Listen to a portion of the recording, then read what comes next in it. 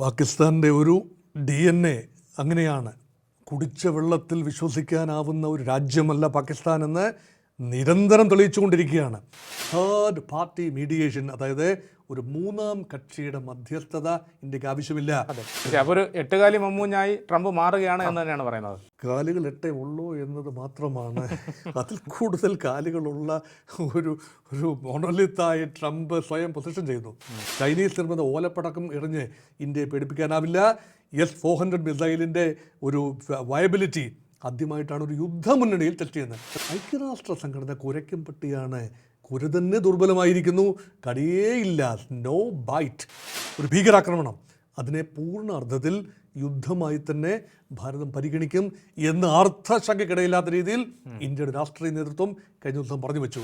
പാകിസ്ഥാനുമായി ഇപ്പോൾ എത്തിച്ചേർന്നിരിക്കുന്ന വെടിനിർത്തൽ കരാർ വളരെ ലോലമാണ്, ഫ്രജൈലാണ് എന്ന് കരുതേണ്ടി വരും.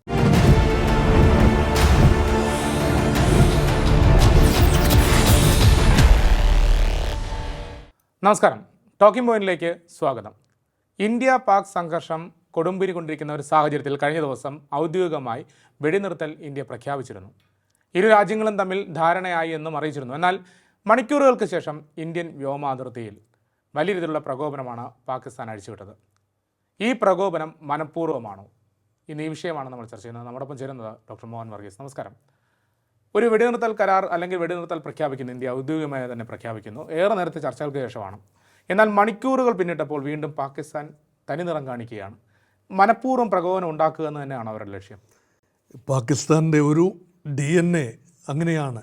കുടിച്ച വെള്ളത്തിൽ വിശ്വസിക്കാനാവുന്ന ഒരു രാജ്യമല്ല പാകിസ്ഥാൻ എന്ന് നിരന്തരം തെളിയിച്ചുകൊണ്ടിരിക്കുകയാണ്. അത് ഏറെ പ്രതീക്ഷിച്ച് എത്തിച്ചേർന്ന പാകിസ്ഥാൻ്റെ തന്നെ താല്പര്യപ്രകാരം എത്തിച്ചേർന്ന ഒരു വെടിനിർത്തൽ കരാറാണെന്ന് ഓർക്കണം. അത് പാകിസ്ഥാൻ ഏകപക്ഷീയമായി ലംഘിക്കുന്നുവെങ്കിൽ പാകിസ്ഥാൻ്റെ കമ്മിറ്റ്മെൻറ്റ് എന്താണ്? Where is professionalism? പാക് ആർമിക്ക് ഒരു പ്രൊഫഷണലിസം ഉണ്ടാകേണ്ടതില്ലേ? ആകെ ചിതറി നിൽക്കുന്ന പാകിസ്ഥാൻ, ജനം ചിതറി നിൽക്കുകയാണ്. രാഷ്ട്രീയമായ ഏകോപനമില്ല.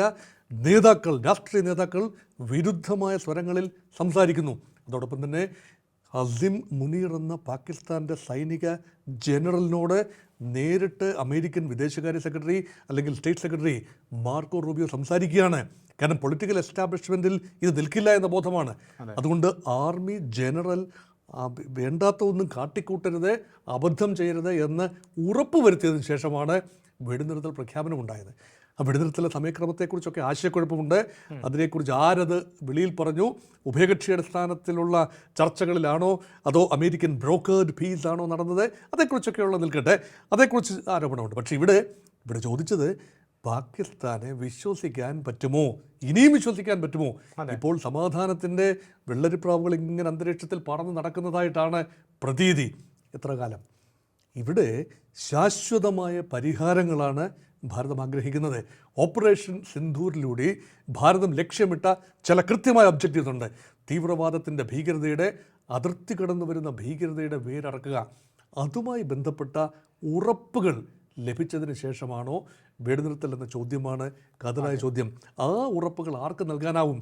പാകിസ്ഥാൻ്റെ എസ്റ്റാബ്ലിഷ്മെൻറ്റ് ആരാണ്? സൈന്യമാണോ? രാഷ്ട്രീയ നേതൃത്വമാണോ? അതോ ഹൂ ഈസ് ഇൻ കമാൻഡ്? ഇത് വലിയ ചോദ്യമാണ്. അതുകൊണ്ട് ഒരു ഫെയിൽഡ് സ്റ്റേറ്റുമായിട്ടാണ് നമ്മൾ ഈ കരാറിൽ, വെടിനിർത്തൽ കരാറിൽ ഏർപ്പെട്ടിരിക്കുന്നത്. ഒരു സോളിഡ് ഫൗണ്ടേഷനുള്ള കൃത്യമായ നിലപാടുകളുള്ള രാജ്യത്തോടല്ല, മറിച്ച് ഇന്ത്യ വിരോധത്തിൽ മാത്രമായി സംഘടിപ്പിക്കപ്പെട്ട ഒരു വ്യവസ്ഥയുമായിട്ടാണ് നമ്മൾ കരാറിൽ ഏർപ്പെട്ടിരിക്കുന്നത്. അതുകൊണ്ടാണ് ആ വെടിനിർത്തൽ കരാറിൻ്റെ ടെനാസിറ്റി, കണ്ടിന്യൂവേഷൻ, അതേക്കുറിച്ച് ന്യായമായ സംശയങ്ങളുള്ളതും. കഴിഞ്ഞ ദിവസം ഏർലി 8 മണിയായപ്പോൾ വീണ്ടും 5 മണിക്ക് വെടിനിർത്തൽ കരാർ സംഭവിച്ചു എന്ന് പറയുമ്പോൾ കൃത്യം 3 മണിക്കൂറിനകം തന്നെ പാകിസ്ഥാൻ അത് ലംഘിച്ചുകൊണ്ട് കേവലം ഷെല്ലാക്രമണമല്ല ഇവിടെ നടന്നിരിക്കുന്നത്.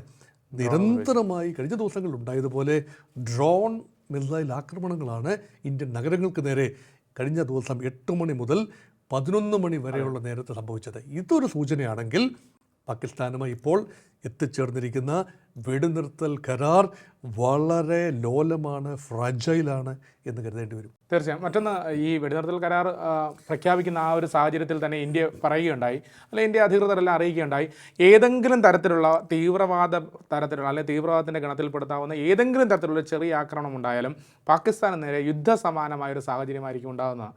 ആ ഒരു കാര്യത്തിലേക്ക് എത്തുമ്പോൾ ഈ കഴിഞ്ഞ ദിവസം രാത്രിയിൽ ഉണ്ടാകുന്ന ഒരവസ്ഥ, അപ്പോൾ സൈന്യത്തിനോട് എല്ലാ വിധത്തിലുള്ള അധികാരങ്ങളും തന്നിരിക്കുകയാണ്, നിങ്ങൾ ഫ്രീ ഹാൻഡഡ് ആണെന്ന് അറിയിക്കുകയാണ്. അത്തരത്തിലുള്ള ഒരു മുന്നറിയിപ്പ് നൽകിയത് ഈ യുദ്ധസമാനമായ സാഹചര്യത്തിലേക്ക് നീങ്ങുമെന്നുള്ളൊരു അറിയിപ്പാണോ?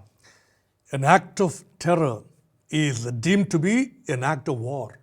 തീവ്രവാദ സ്വഭാവത്തിലുള്ള ഒരു ആക്രമണം, ഒരു ഭീകരാക്രമണം, അതിനെ പൂർണ്ണ അർത്ഥത്തിൽ യുദ്ധമായി തന്നെ ഭാരതം പരിഗണിക്കും എന്ന് അർത്ഥശങ്കയ്ക്കിടയില്ലാത്ത രീതിയിൽ ഇന്ത്യയുടെ രാഷ്ട്രീയ നേതൃത്വം കഴിഞ്ഞ ദിവസം പറഞ്ഞു വെച്ചു. അതുകൊണ്ട് മുൻകാലങ്ങളിൽ ചെയ്തിരുന്നത് പോലെ ഹിറ്റ് ആൻഡ് റൺ പോളിസി, അതായത് ഒരു ആക്രമണം നടക്കുന്നു, പഹൽഗാം പോലെ അല്ലെങ്കിൽ പുൽവാമ പോലെ ഒരു ആക്രമണം നടക്കുന്നു, പാകിസ്ഥാൻ പറയും ഞങ്ങൾക്ക് ബന്ധമില്ല, അത് ചില തീവ്രവാദികളാണ്, അവർ നോൺ സ്റ്റേറ്റ് ആക്ടേഴ്സാണ്, അവരുടെ മേൽ ഞങ്ങൾക്ക് നിയന്ത്രണമില്ല.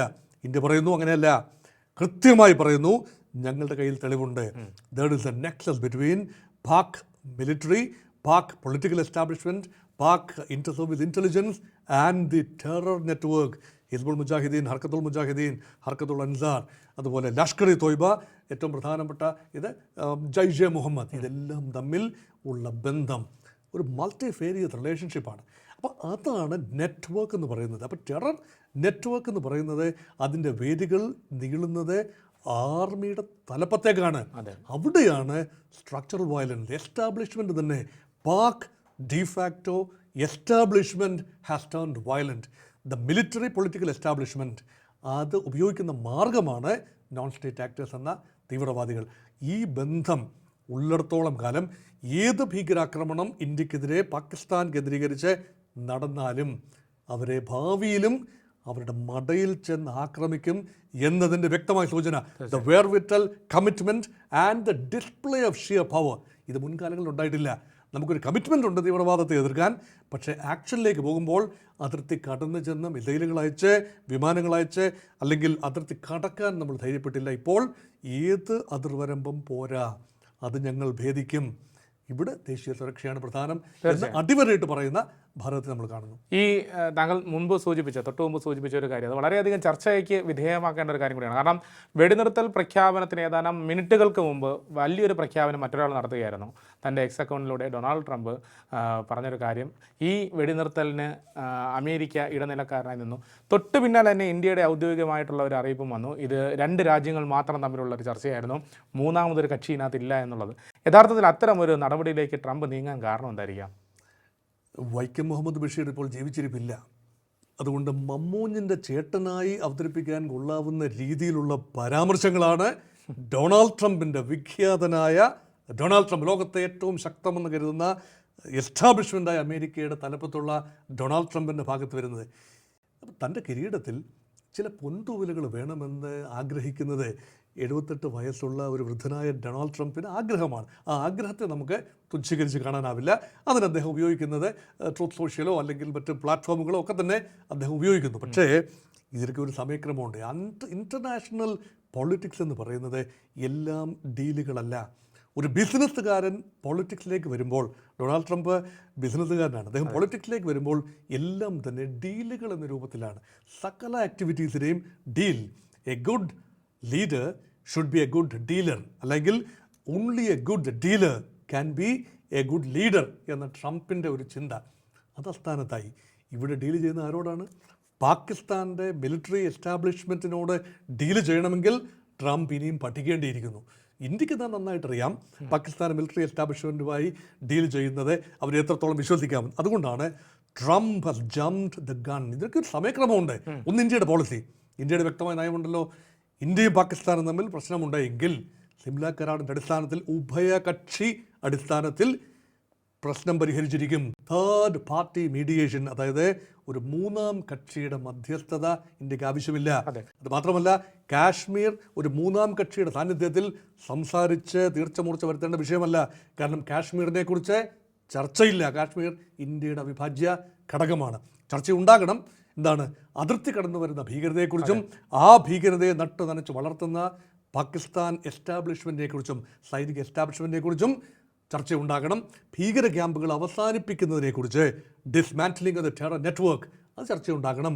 ഭീകരരുടെ ഫണ്ടിങ് എങ്ങനെ കട്ട് ചെയ്യാം എന്നതിനെക്കുറിച്ച് പരസ്പര ധാരണയുണ്ടാകണം. അവിടെയാണ് ചർച്ച ഉണ്ടാകേണ്ടത്.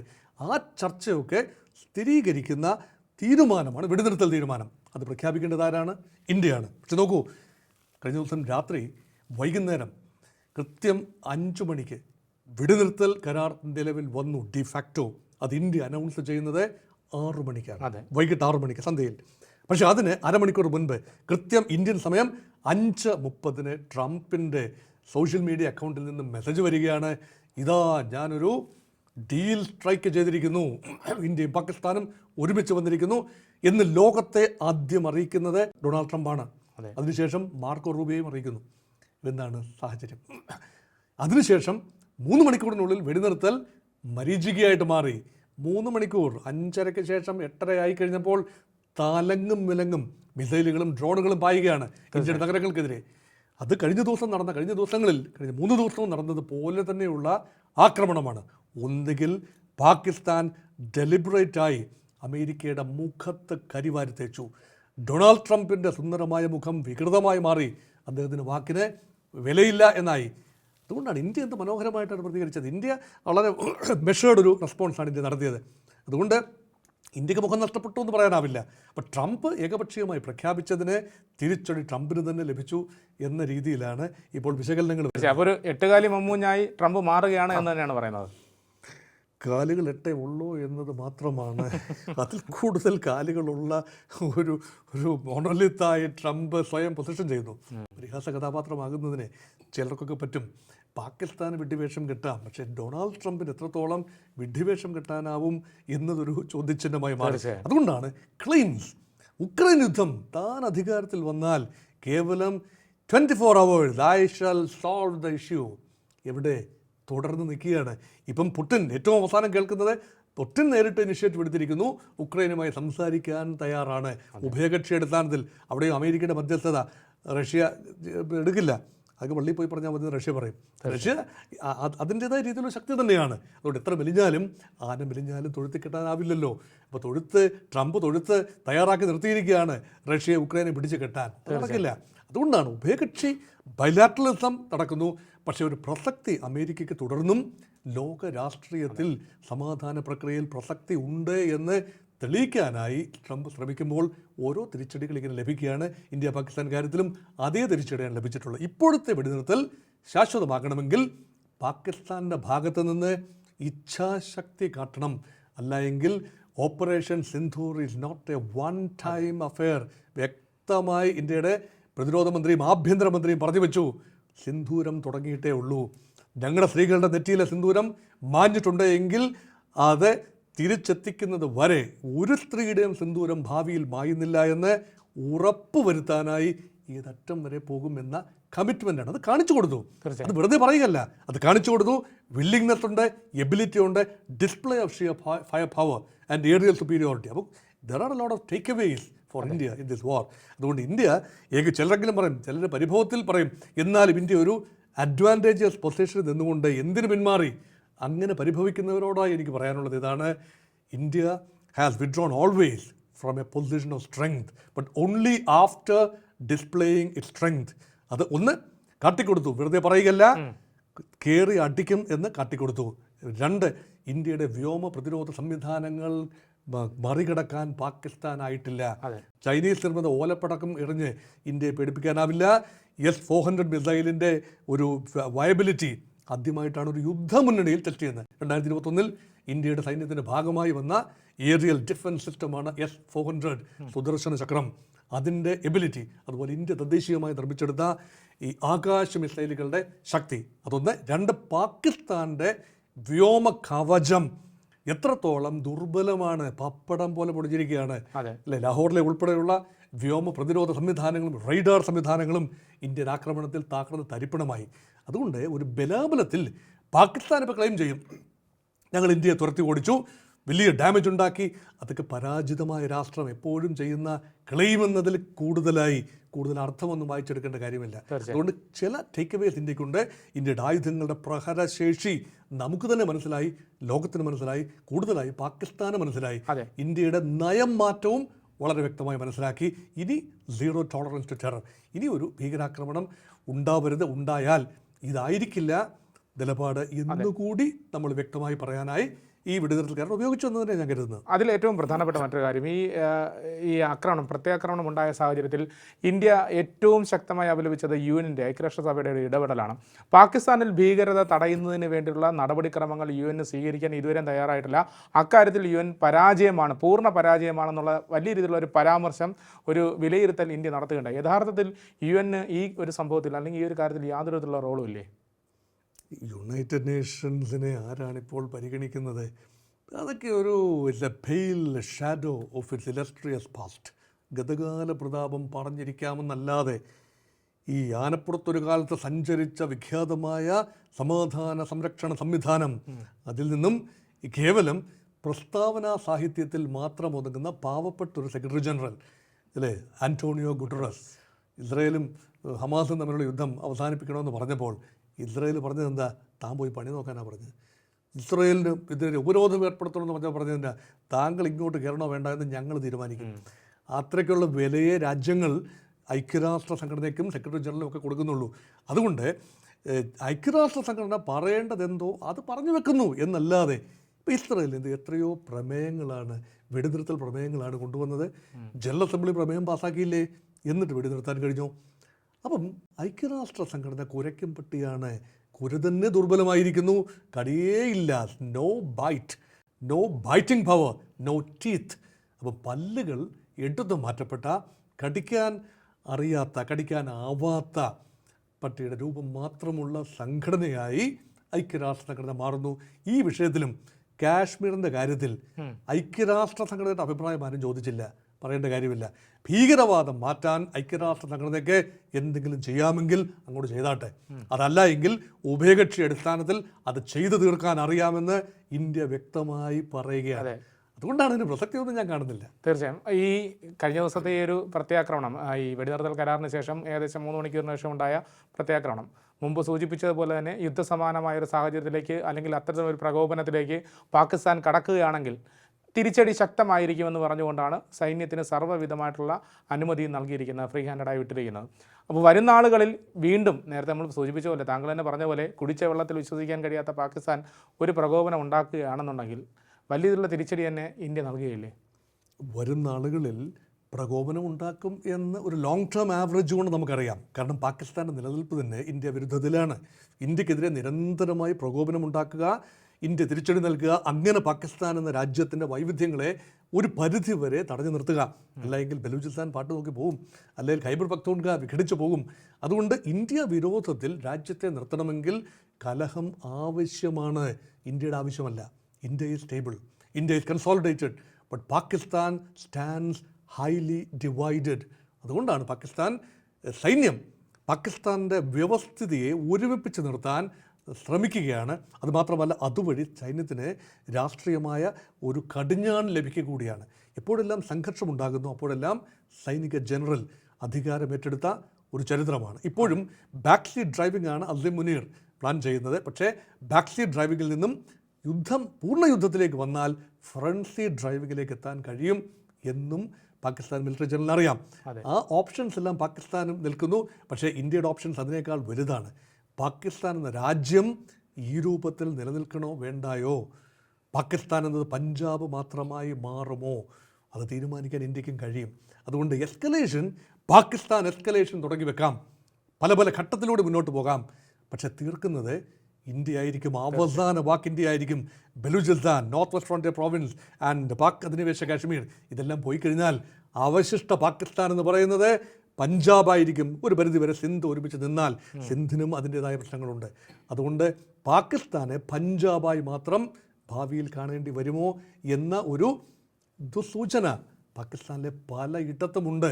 അവരത് ആക്ച്വലി സംസാരിക്കുന്നുണ്ട്. അതുകൊണ്ട് പാകിസ്ഥാൻ്റെ പൊളിറ്റിക്കൽ എസ്റ്റാബ്ലിഷ്മെൻറ്റ് സൈന്യത്തിൻ്റെ നീരാളിപ്പിടുത്തത്തിൽ നിന്ന് മോചിതമായി ജനാധിപത്യ രീതിയിൽ തെരഞ്ഞെടുപ്പ് നടത്തി. ഇപ്പോൾ തെരഞ്ഞെടുപ്പ് നടത്തി പ്രഹസനമായിരുന്നല്ലോ അല്ലേ? നവാസ് ഷെറീഫിൻ്റെ ബ്രദർ ഷഹബാസ് ഷെറീഫിനെ പ്രധാനമന്ത്രിയാക്കിക്കൊണ്ടൊരു ഒത്തുതീർപ്പ് പാകിസ്ഥാൻ പീപ്പിൾസ് പാർട്ടിയും പാകിസ്ഥാൻ മുസ്ലിം ലീഗും ചേർന്നുകൊണ്ട് ഇമ്രാൻഖാൻ്റെ പാർട്ടിയെ മാറ്റി നിർത്തി സൈന്യത്തിൻ്റെ ഒത്താശയോടുകൂടി കുറേ പേരെ നോമിനേറ്റ് ചെയ്ത് പാകിസ്ഥാനിൽ അധികാരത്തിൽ വരികയാണ്.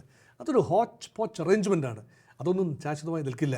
പക്ഷേ സൈന്യത്തിൻ്റെ പ്രഭാവം കുറച്ചുകൊണ്ട് വരികയും തീവ്രവാദ ബാന്ധവം ഞങ്ങൾക്ക് ആവശ്യമില്ല, ഞങ്ങൾ വിക്രമാണ്, വേതാളം പോലെ ഭീകരരും സൈന്യവും ഞങ്ങളുടെ പുറത്ത് പിടിച്ചു തൂങ്ങിക്കിടക്കുകയാണ്, ഇനി ഞങ്ങൾ അംഗീകരിക്കില്ല എന്ന് പാക് ജനതയും പാക് രാഷ്ട്രീയ നേതൃത്വവും കട്ടയ്ക്ക് നിലപാടെടുത്താൽ ശാന്തി സമാധാനം ഉണ്ടാകും. അല്ലെങ്കിൽ നിരന്തരമായ തിരിച്ചടികൾക്ക് ഇന്ത്യ അമാന്തിക്കില്ല എന്ന ഒരു സൂചനയും ഈ വെടിനിർത്തൽക്കാരൻ്റെ പിന്നിലുണ്ട്. തീർച്ചയായും.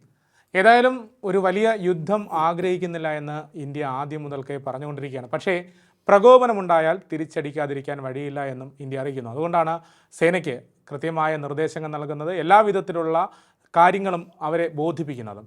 ഇനിയൊരു പ്രകോപനമുണ്ടായാൽ പാകിസ്ഥാൻ താങ്ങാത്ത തരത്തിൽ, അല്ലെങ്കിൽ പാകിസ്ഥാന് താങ്ങുന്ന തരത്തിലായിരിക്കില്ല തിരിച്ചടിയെന്നും ഇന്ത്യ ശക്തമായ മുന്നറിയിപ്പ് നൽകുന്നുണ്ട്.